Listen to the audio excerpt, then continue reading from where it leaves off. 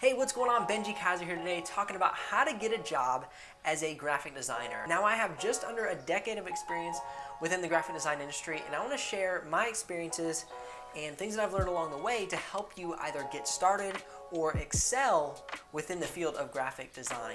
I'm coming at you with 5 tips today about the ideas of where to go to school, what should be in your portfolio, how to promote yourself, and what skills you need to be building to become a graphic designer. So before we jump into the video, if you've yet to subscribe to this channel, I highly recommend doing so.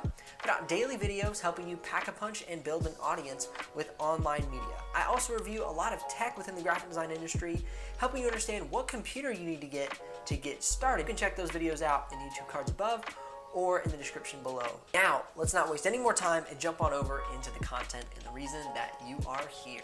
So first and foremost, this would be tip number 1, is really focus on what area of graphic design you are interested in. I think before you even consider school, class, course, graphic design programs, computer, anything, you need to figure out what you want to be doing as a graphic designer. And the reason I say that, because there are so many different facets of the design industry right now. There's digital design, there's multimedia design, which if you didn't know that, they're actually the same thing. So you want to get studied up on these things. Do you want to possibly be an illustrator? Do you want to be a UX designer? You want to design print layouts, which is something I primarily do in my day-to-day job. So I want you to get a grasp on what area of design you actually want to pursue. And if you're curious about some of the different areas, I've made a couple videos comparing some of these areas, and you can check those out in the YouTube cards above or the description below. Now, once you find out the area that you're interested in, I recommend doing a little Glassdoor search or Indeed or Hired.com, whatever your favorite job posting site is, and look into that specific design niche that you want to go into. Go to a couple of the top listings that you would really be interested in and see what the requirements that they have within those jobs postings. See what skills you need. Maybe you want to be UX, and not only do they want you to design the user interfaces and the user experiences, but they want you to know a little bit about coding. So now you know you have to learn the skills of a graphic designer as well as complementary skills of a basic web designer. So I think that's a big hack because it allows you to set your path and your course in the right direction right off the bat. Now, should you go to school or should you be self-taught? Are you a disciplined person? That's the main question in my book. Are you willing to sit down on your own 3, 4, 5, 6 hours a day and learn the skills to become a graphic designer? If you are not, I highly recommend going to a brick and mortar school, college, university, because what that's going to do is it's going to force you to dedicate those 5, 6, 7, 8 hours a day to learn the skills to become a graphic designer, web designer, UX designer, etc. So that's the big difference. Now, if you're going to go online, where can you learn?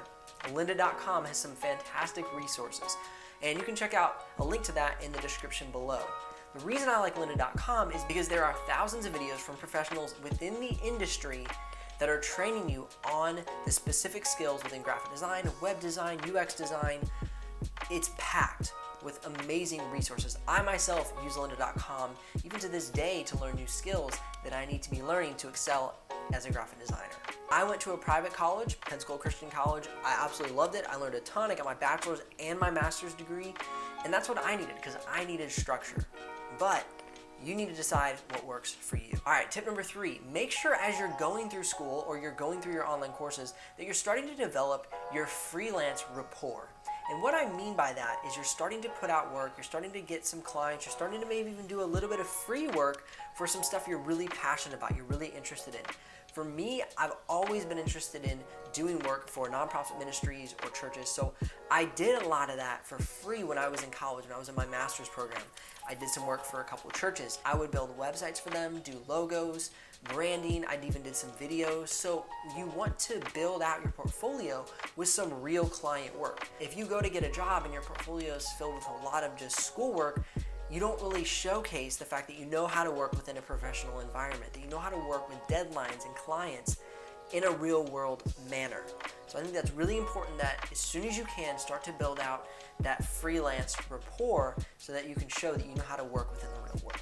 Number 4, this is something that I have found is extremely important to showing that you have a deep understanding of the industry that you're going into, and that is to become an expert within your niche. So for me, I've been honing in on the area of graphic design, even on this YouTube channel. What I'm doing is I'm showing my knowledge of the industry. I'm telling you about the best tech, how to get started. I'm meeting with other creatives and interviewing them and having conversations with them and collaborating with them.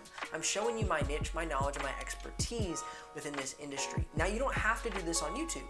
You can do this on Instagram, you can do it on Behance, you can even do it on Facebook, but my point is you want to get on the platform that you are most comfortable in, and you want to show your expertise within your specific field. Like I said, when I say specific field, I mean UX design, Illustrator, branding, advertising, packaging, whatever it may be that you are interested in. Hone in on that. Become the person that people go to be inspired by, learn from, and ask questions for, and even hire.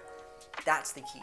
Become an expert. The reason I say become an expert is because if you're just a generalist, nobody really ever thinks of you right off the bat when they want something specific done. They just think, oh, you're a graphic designer, and they don't really ever see the vision of what you can create. But if you're the expert, they go, oh wow, he's really good at user interface design. I really want him to do that for me.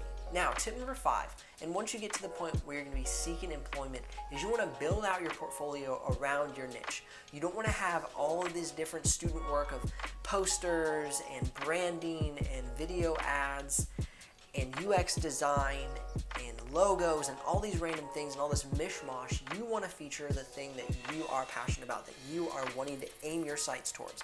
Remember when you went to Glassdoor and you researched the specific niche that you wanted to be a part of, and you looked at the skills and you said, all right, I want to be that. Those are the things that are going to be in your portfolio. So I've used the example before. If you want to be a UX designer and you go all in with UX on your portfolio, if you didn't have a lot from your student work, then spend a couple hours a day and build out some brand new UX ideas and just fill your portfolio with that. So that when you apply to a job, you show them, I am the UX expert. That is what I do. Now, you can definitely have some complementary skills. You can show them how you mock up your UX designs, and you could even make some presentations of the UX design that you've made, and you could even make a video of somebody interacting with your mock-up software, your mock-up user interface. That's fantastic. That shows the people that you have a full thought process when you're designing a product. So that is what I would say as far as portfolio is, hone in on your niche. Thank you so much for tuning in to this video today. I hope this has helped you. I hope this has given you a better game plan. And if you've yet to subscribe to this channel, I highly recommend doing so. Put out daily videos helping you pack a punch and build an audience. If you have any questions, or if you have some comments or some more tips and you want to help out the graphic design community, those graphic design students, please put those in the comment section below. I would love to get your feedback. For now, I'm Benji Kaiser of BenjiKaiser.com, and I will see you here on the next episode.